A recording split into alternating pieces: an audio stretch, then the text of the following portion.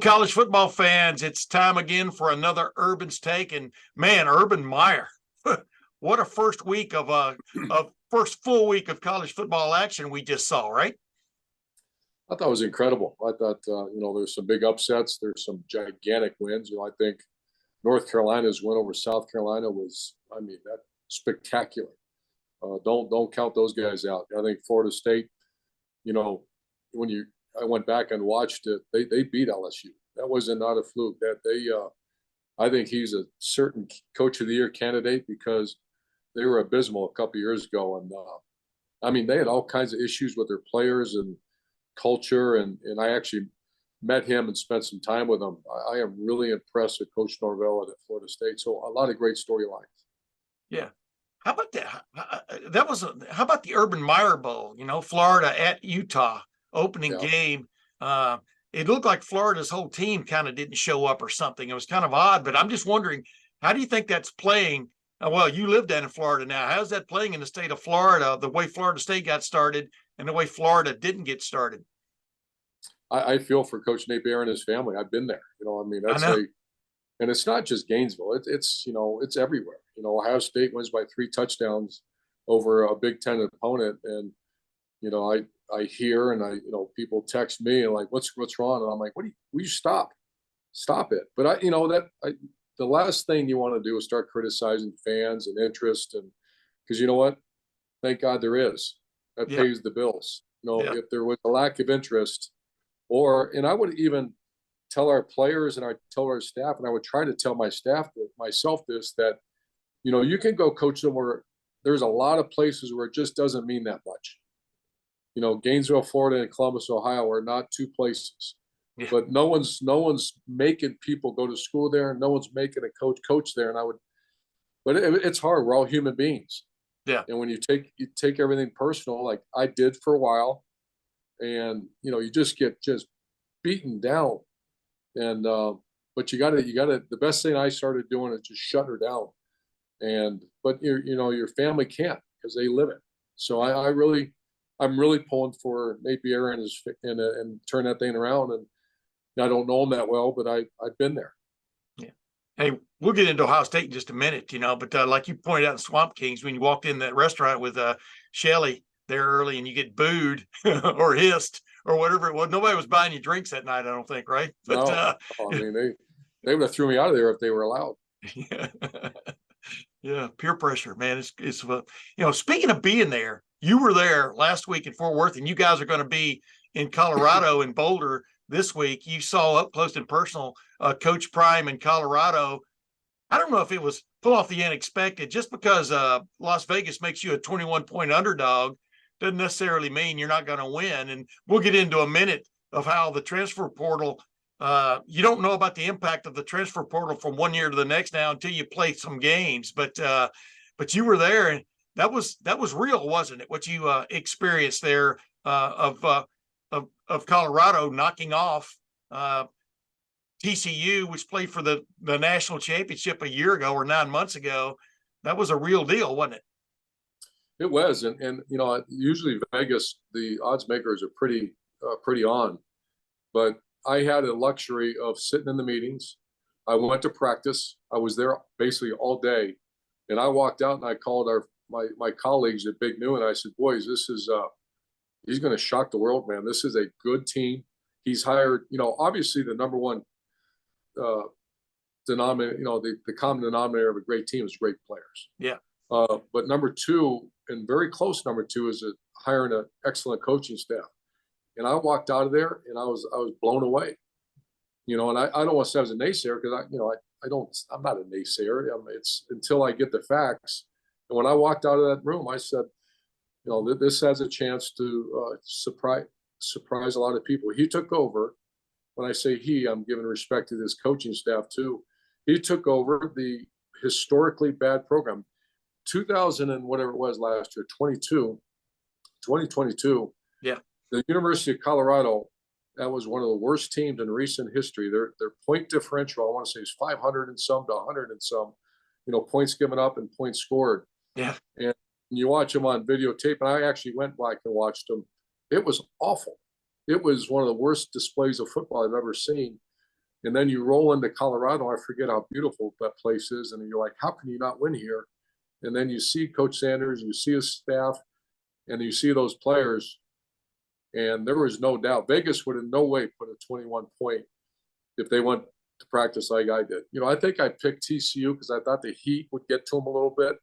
And I got a lot of respect for TCU. I think I picked them by a score. But TCU, I mean, it was their culture and their work ethic was on display in Fort Worth. Yeah. And as Sonny said after the game, I mean, TCU was the one that had cramping problems, that had guys having problems. Meanwhile, Travis Hunter, oh my goodness. What did he play? 109 plays or whatever it was in that game. I mean, the big get that Dion got, or Coach Prime got a couple of years ago and brought with him from Jackson State, along with his son, Shutter. How do you pronounce it? Shooter Sanders? Oh my goodness. Shooter. Yeah. Shooter. Yeah. He looked like Joe Montana is the way I would more put it. I mean, and then that Dylan Edwards kid, TCU had no idea how to handle that little 5'8" running back coming out of the backfield and catching passes and stuff. And but let's be totally honest here. That wasn't what I'd call a great defensive display put on by the Buffs. So now here you are. You're going to be in Boulder this week. Part of the big noon kickoff is following this Coach Prime bandwagon. Nebraska's coming to town. Nebraska, wow. As I say, Matt Rule got frosted there.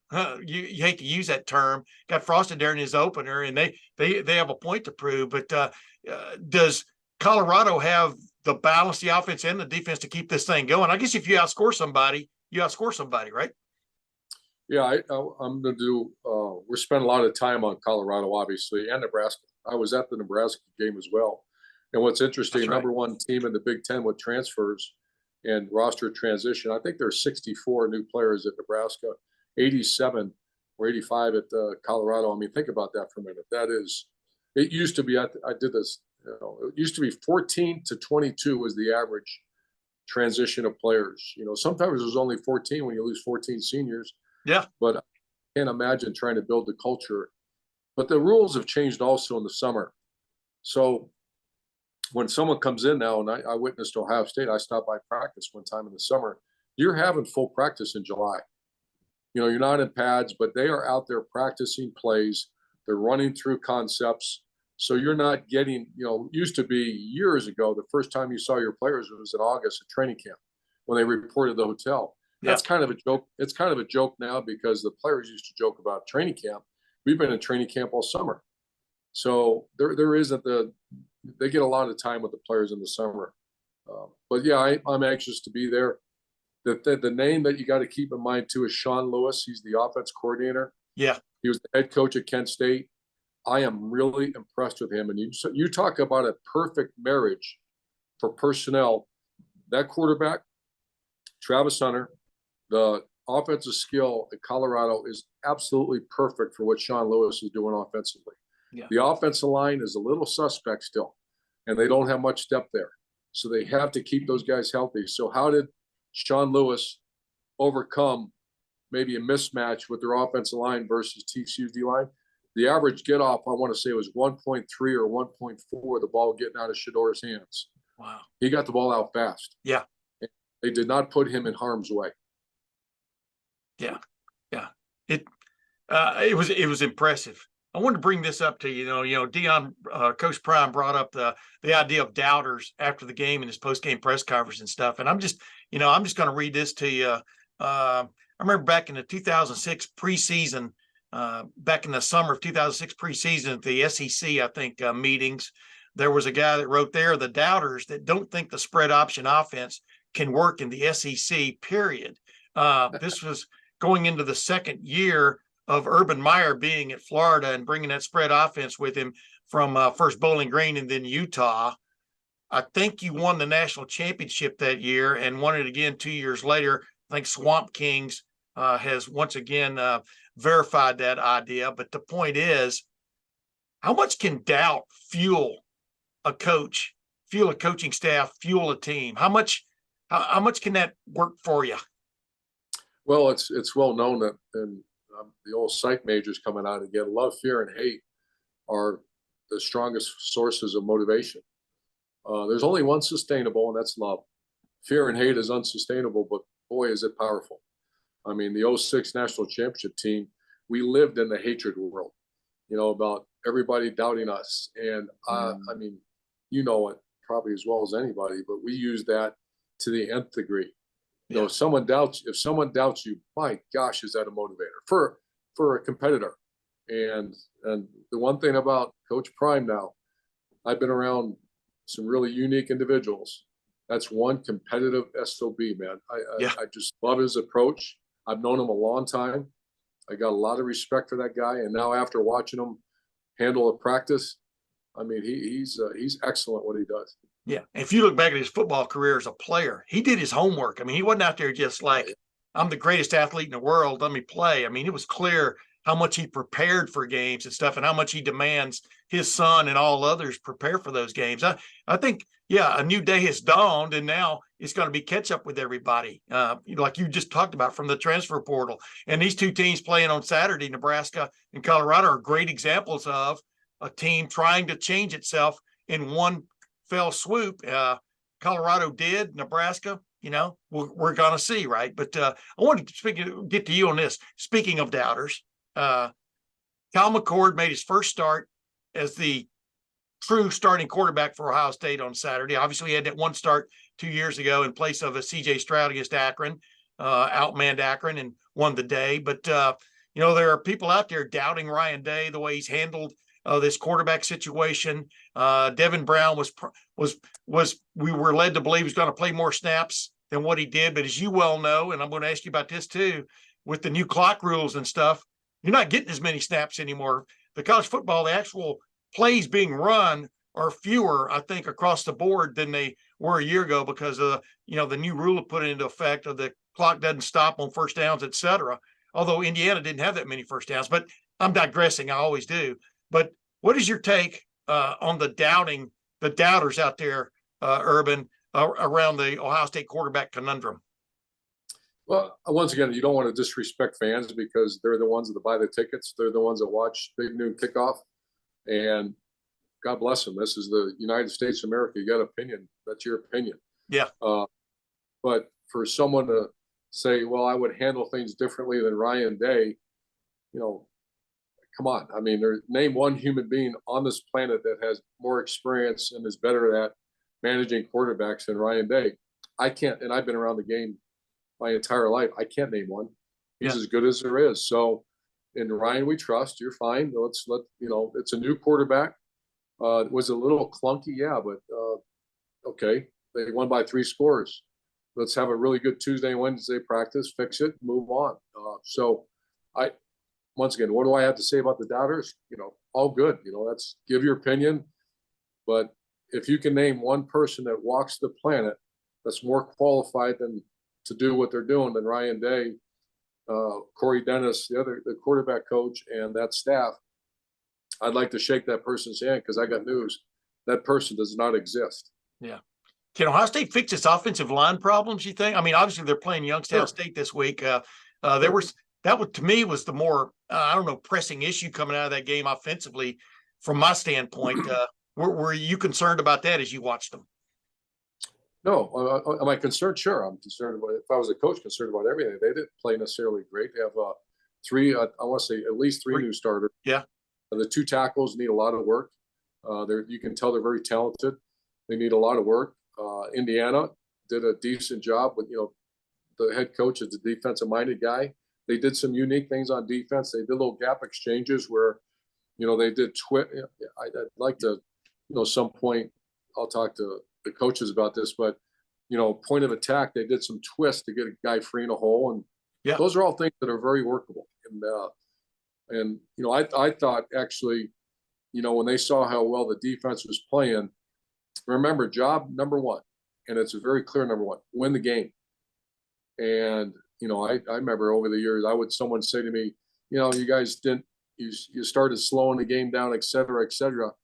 And I was like, well, because our defense was playing, in my mind, I'm thinking the person asking this question has no idea what you're talking about. Yeah. Because the objective is to win the game. Do whatever it takes to win the game. That means take care of the football if your defense is playing well, don't do anything careless, especially with a young quarterback. So I'd grade it it's a good win. We're 1-0 in the Big Ten. And there's an old saying out there: what's the best thing about being 1-0? Chance to go 2-0. That's it. Yeah. Yeah, I retweeted your tweet from that. You were timely with that tweet, and it wasn't just with Ohio State too it pertained to. But I wanted to ask you, you touched on this a minute ago. Was Florida State the most impressive win you saw? Was the way they came out in that second half and just took control of that game? LSU had some chances, dropped a big pass that would have changed things, but that is football, right? But I mean, was the Florida State win the most impressive opening week? I had 3 wins. I had North Carolina. I thought that was a background at Drake May, and boy, did they look good against a good South Carolina team that had visions of competing for a championship, and they still may. Yeah. The Duke game when they beat Clemson, that was obviously, my gosh, what a win. But it's almost like Clemson, they had 2 or 3 opportunities inside that 5-yard line.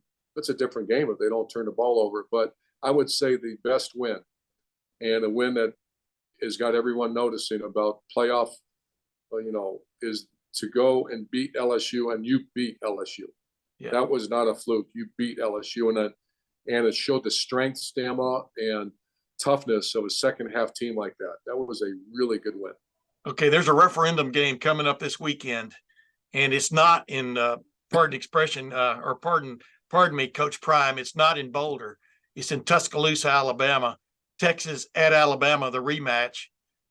Obviously, Texas had Alabama right where they wanted them last year. Ryan Watts misses on that blitz off the edge. Bryce Young goes under him and makes a play and keeps the drive going, and Alabama pulls out a win at Texas. Quinn Ewers went down early in that game, et cetera. You know where I'm going with all this. I mean, I've been looking forward to this rematch just to watch it for a year now, because I really thought Texas was right there. What's your take on this game? How critical is this game long-term for the rest of this season? Obviously, second week of the year. I'm over-dramatizing, of course, but it's a precursor of maybe battles to come in the SEC West, right, starting next year. But what's your take on this game? Obviously, a monumental game, and college football has turned into a single elimination, especially with the 4-team playoff. That's going to change when you get to the 12-team playoff. Before we go there, I keep hoping that somehow, I don't think they will, but mandate that these games continue to be played. My concern is these games disappear. You look in Ann Arbor and you look in Athens, Georgia, and the schedules are just embarrassing. And you should play as quality opponent in your first 3 games. It's good for the game. It's good, but you get penalized if you lose. And so I think it's going to be a big time game. I was at the Texas-Alabama game a year ago, and Texas had them beat. That game, Quinn Ewers played great. There's 5-star athletes at every position on offense at Texas. I'm a Texas believer this year. I think they got a good coaching staff. I think they have great players, and at some point that Brock's got to break. That's too good a place. Yeah. So I don't know if this is the week. That's a tough place to go. I've been there. Alabama, that crowd's going to be, because they don't get these games early in the season like they should. This is a big game for Alabama, and I think it's going to be whoever has the ball last, and there's going to be a ball kicked through the uprights to win near the end. The little bit you got to see of Alabama last week, or at least in highlights and stuff, Jalen Milroe got named the starting quarterback. I don't know. Did you like what you saw from him? Obviously, he was the quarterback of record when they beat Texas A&M last year. But they hang on Sloopy for that win. But do you like him do you like him in that spot? Sure, but when you're playing teams that are just so inferior, I don't. To be honest with you, I didn't watch any of that game. I'm not. Why would I watch that? Yeah, yeah. I guess the point way you reacted the way he played last year, when he went in there against Arkansas and just showed some speed at the quarterback spot. Yeah, that's tough to coach against, isn't it? Yeah, and I everything you hear about him, which I've done some research on him. I mean, he's Braxton Miller, speed and athleticism. Yeah. So, I love that kind of quarterback. My gosh, name things you can't do with him. There isn't any. Yeah. So yeah, as long as he's on target with his passes. All right, last thing, we'll get back to this moment of truth, which we did last year at the end of each segment. And you brought up the game, and you kind of brought up what I thought was a moment of truth. You get inside the 10-yard line a couple of times, and you come away not only with no points, but losing the football, which is what Clemson was that close to just making it a runaway Clemson-wise. What do you get? What do you take from a game like that, Urban? How do you reset? I don't worry about Clemson. I don't know if that's a Clemson that we saw in the playoffs where you had first round draft picks everywhere. You got to watch more. I didn't see that. They've lost, I want to say 4 games in a row or 3 out of 4. 3 out of 4, yeah. And that doesn't happen at Clemson. But I would not throw in the towel. This is a little bit overreaction. Obviously, it's a horrible loss. Duke historically has not been good, but the coach has done a really good job there. They look like a decent team. It's so good for college football to see, as long as I'm not on the other end of it, the crowd going crazy and rushing the field and all that. But that game is, you got to not worry about the what anymore. The what's gone. You lost the game. Figure out why. What happened? And when you see a ball, you're going in to score, and all of a sudden the next thing you know, Duke has a ball on the positive side because a kid picks up a fumble, runs at 60 yards. Those are one of those moments. You said it. That's the defining moment of a game, and they were on the wrong side of it. Yeah. Well, ladies and gentlemen, that's Urban Meyer. My name is Tim May. This is Urban's Take with Tim May. And hey, we'll be back again next week. Urban, are you up for it? I'm up for it. I'll tell you what, big noon. This is going to be our staff, our team, colleagues. Big noon is so excited for that. This will be a historic Boulder, Colorado. And you know what? There is a good people. The young people don't know the history, but you realize now Colorado was at the epicenter of college football. Yeah. And that's what, just all this conference realignment stuff, it's whatever. But there was a time that Colorado, Nebraska, Oklahoma State, Texas, that corridor of football, yeah, national champions, Heisman Trophy winners, first-round draft picks, and Hall of Fame coaches. That was the epicenter of college football. And now it's kind of, they're all getting pulled every which way. So this will be a great weekend for Big Noon and for Colorado.